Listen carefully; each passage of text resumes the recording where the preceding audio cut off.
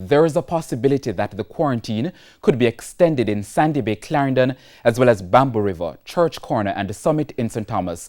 The Health Ministry says residents continue to break the COVID protocols, making it difficult to contain the spread of COVID-19. Chief Medical Officer Dr. Jacqueline Bisesa-McKenzie addressed the issue at a press conference earlier this week. Now, both areas that are under quarantine, we have had a significant number of positive cases in those areas. We have had a number of positive cases that have led to us putting the area under quarantine, and since the areas have been under quarantine, we have been testing within the areas and we are still getting positive tests. And we're still doing surveillance on the ground and we're still seeing symptomatic persons.